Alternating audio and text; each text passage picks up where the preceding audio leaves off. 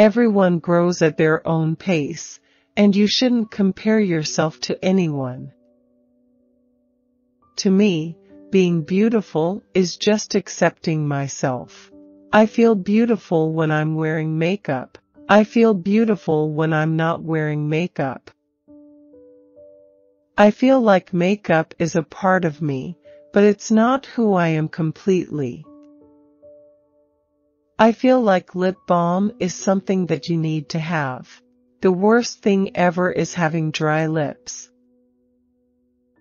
Looks aren't everything, obviously, but there really is something to putting on a full face of makeup and really feeling the glam. When I was starting off in the beauty world, it wasn't easy. My family wasn't the most forthcoming. My friends didn't understand what I was doing or why I liked doing it. Stay hydrated. That's the most important thing, in my opinion. Drink plenty of water and use moisturizer every single day. Honestly, I believe that men can wear makeup, teach makeup, and vlog about it just as much as girls can. And I am fighting for that equality with my channel. I decided to start my channel because my followers on Instagram told me that they wanted to learn how I did the looks I was wearing. So I started YouTube for my maniacs, and the rest is history. At the end of the day, makeup comes off whether you're a man or a woman. Why discriminate against men when makeup is such an amazing form of artistic expression, just because society says it's not normal?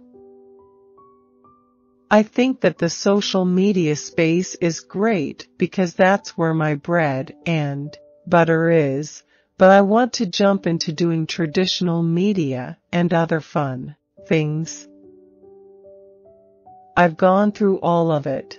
I've literally heard every single name in the book be told to me. So don't be discouraged by anyone as long as you're confident in yourself, and just keep doing what you're doing. I want to act.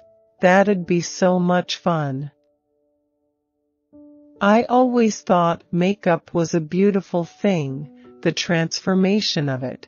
If someone felt insecure about something, they could put on concealer, and it would change their entire day. I love using blotting paper when people are oily in the T-zone. You can always use a toilet seat cover from the stall.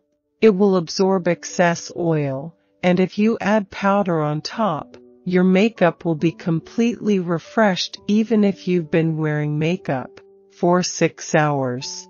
It's a cool trick to get your makeup looking perfect all over again.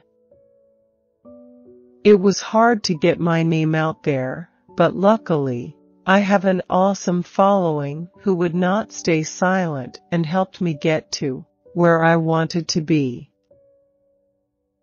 I've always been consumed by things that are out of this world, like space and moons.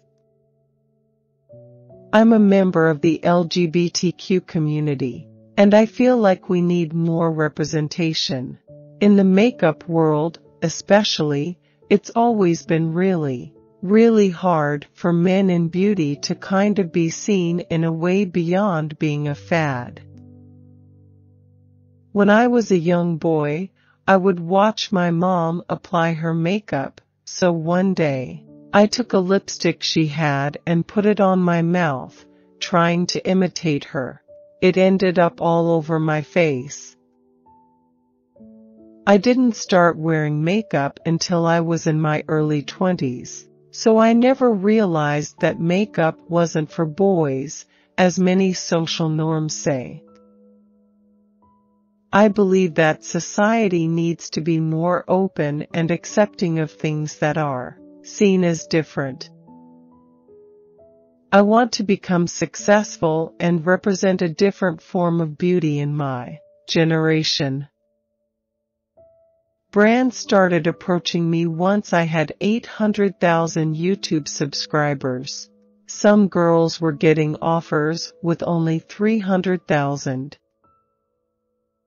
Beauty can grow as a whole, since you shouldn't copy other people. I feel like men in beauty have to work a lot harder just to get credibility, because it's such a women's world. When my publicist told me I was going to be in People's Ones to Watch as Maybelline's honoree, at first I was in shock. Then I thought, wow, this is really happening. I just feel so happy and honored that they would choose a boy in beauty. I was so interested in makeup, but I was pressured to follow what my family and friends wanted me to do. Don't be scared of what people will say. I'm a YouTuber. I want to share my information. I want to share my tips and tricks and hacks and everything I possibly can with my audience because they've done so much for me. The time I felt most beautiful was probably when I was in college, and I was starting to accept who I was as a person. I wasn't hiding who I was anymore, and I was like, you know what? I'm growing up. I don't have to follow the rules anymore. I went to a counselor for years, and it wasn't the kind of counseling to help you, it was the let's make you straight type, but counselors can help. I'm a beauty guru, and it looks fun and crazy. And, like, I have the most fun life ever, but that's not always the case. Sometimes people have to go through hard times just to get to a happy place. I want people to see that you don't need to rely on other people to make your dreams happen, you have to grab them yourself. I'm a beauty person on YouTube, and I'm very, very, very hyper-aware of things. And I like to dive into products and just really go in and hone in on products, whether I think they're worth the money or not. I'm not really into cool tones personally. As a child, I would watch my mom get ready for work and just sit there for hours watching her transform.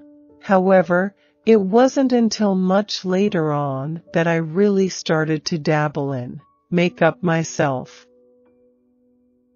I did have pushback in the beginning of my career because my parents weren't really sure what I was going to do with my life going in the route of makeup.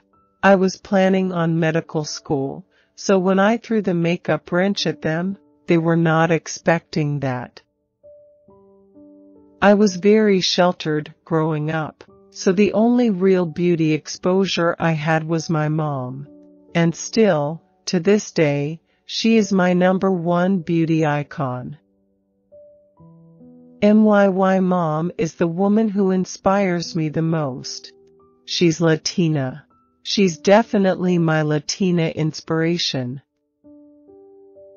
Don't let anyone stop you from doing what you are doing, from your dreams and what you want to do.